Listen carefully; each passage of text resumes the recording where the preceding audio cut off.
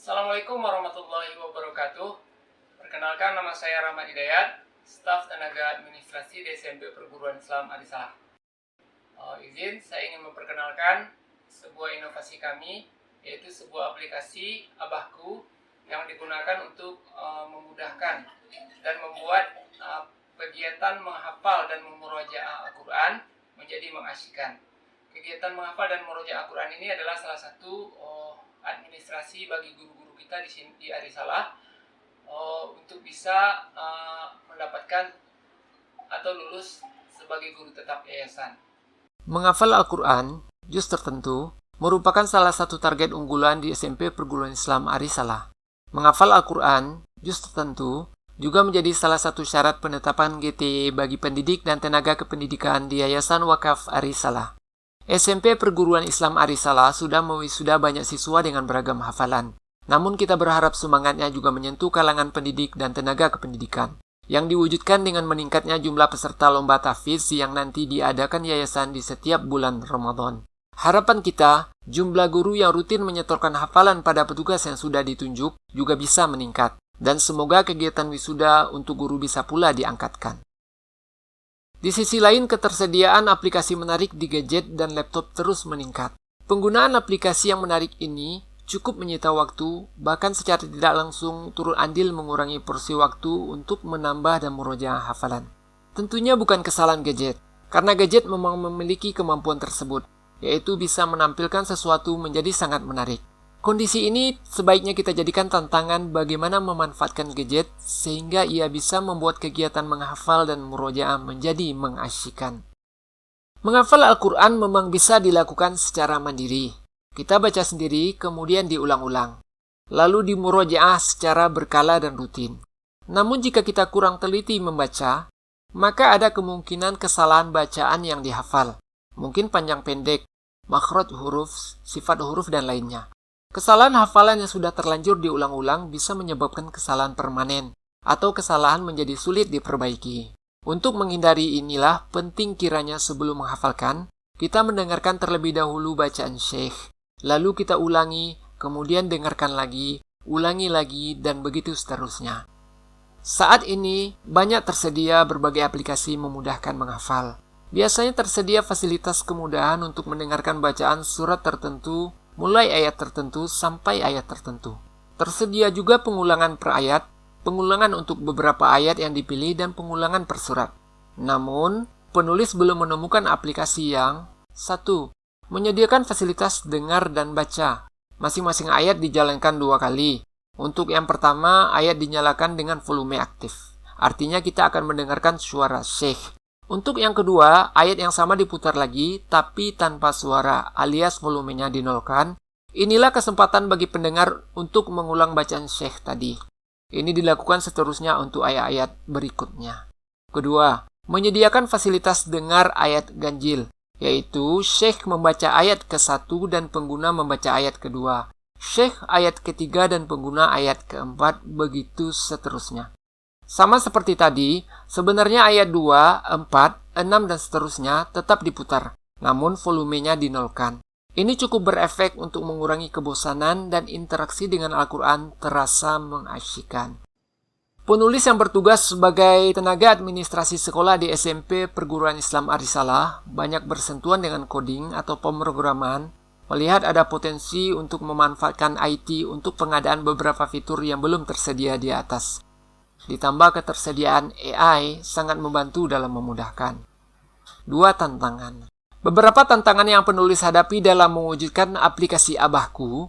Yang pertama yaitu bidang tahfiz ini bukan tugas utama penulis. Selanjutnya, membangun aplikasi membutuhkan kemahiran menggunakan bahasa pemrograman. Sedangkan penulis baru memiliki sedikit sekali dasar dalam pemrograman. Lalu waktu yang tersedia sangat terbatas. Selain itu, membuat aplikasi yang baik butuh konsentrasi tinggi. Kesalahan satu huruf saja menyebabkan aplikasi tidak berjalan. 3. Aksi. Langkah-langkah yang dilakukan untuk menghadapi tantangan yang ada antara lain: A. Penguatan.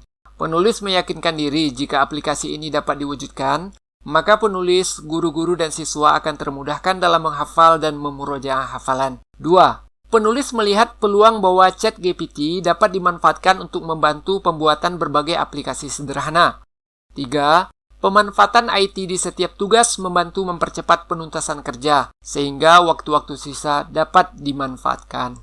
4. Agar dapat waktu khusus sehingga benar-benar bisa berkonsentrasi, maka penulis harus mendahulukan tugas-tugas wajib terlebih dahulu. B. Mencari partner kerja. Salah satu sumber belajar yang paling membantu adalah ChatGPT. Saat ini, ChatGPT memberikan bantuan dalam pembuatan kode atau skrip aplikasi sederhana. C. Menerapkan skrip sesuai petunjuk. Skrip yang diberikan oleh ChatGPT diterapkan sesuai dengan petunjuk yang diberikannya melalui balasan WA. Jika aplikasi belum berjalan sesuai yang kita minta, maka perlu mempelajari setiap baris coding yang diberikan, memperbaiki jika ditemui kesalahan. Penulis bahkan meminta ChatGPT untuk menuliskan skrip dan menuliskan keterangan untuk menjelaskan arti kode untuk setiap baris. Jika aplikasi sudah berjalan sesuai yang kita minta, maka langkah selanjutnya adalah meningkatkan fitur aplikasi sampai pada tujuan yang kita inginkan.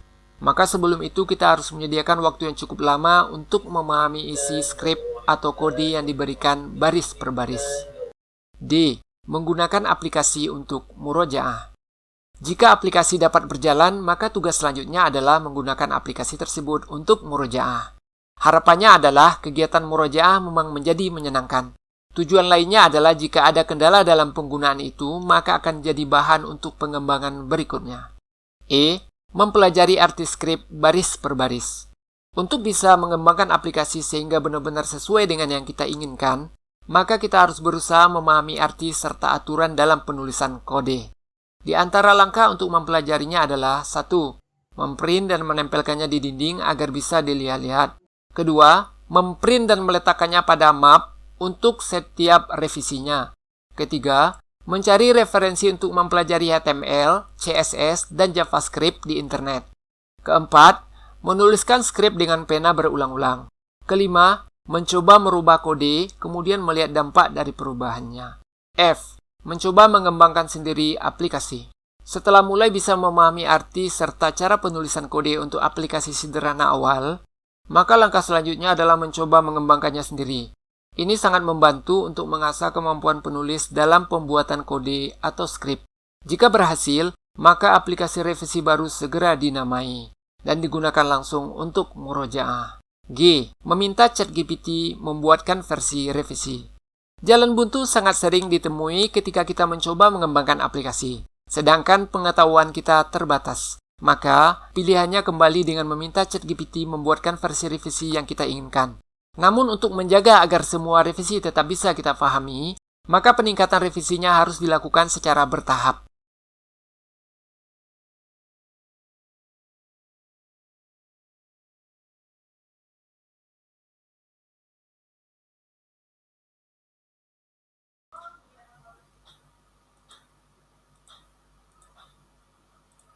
وبدا لهم سيئات ما عملوا وحاق بهم ما كانوا به يستهزئون وبدا لهم سيئات ما عملوا وحاق بهم ما كانوا به يستهزئون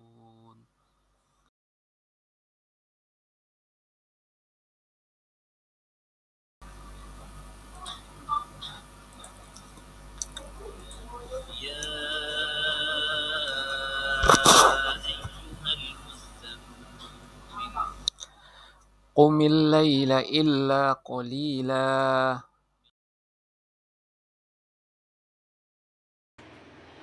Alhamdulillah, sahabat sekalian, demikian pemaparan tentang inovasi membangun aplikasi Abahku, alat bantu hafal Quran dan murojaah Al-Quran.